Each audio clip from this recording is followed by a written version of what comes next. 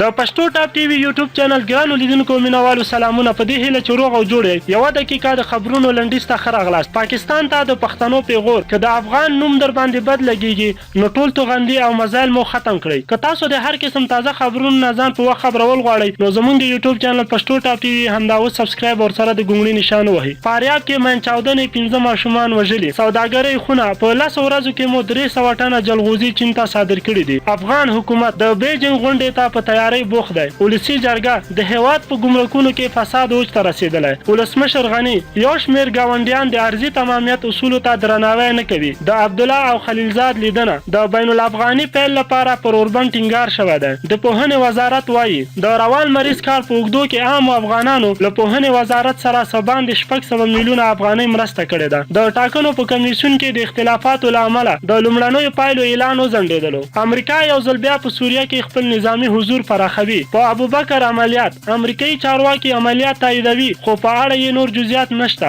اردوغان کردي وسلوال باید په 150 ساعتونو کې په شا شي. ملګري ملتونه له 4 کلونو راهیسې مدیتراني سمندر کې 19,000 کسان ډوب شوي دي. د یادولو دا چې تر اوسه په دغه سمندر کې 15,143 مړي ورک شوي هم دي چې ډیری افغانان هم په دغه سمندر له لارې یورپ هیوادونو ته ځي. خپل نظرونه مو راته د ویډیو لاندې کمنټ کې پرېږدئ. که ویډیو مو خوښه شوي نو حتما یې درسره لایک او له نورو دوستانو سره مو هم شیر کړئ. تر بلې ویډیو مو په لوی رب سپارم.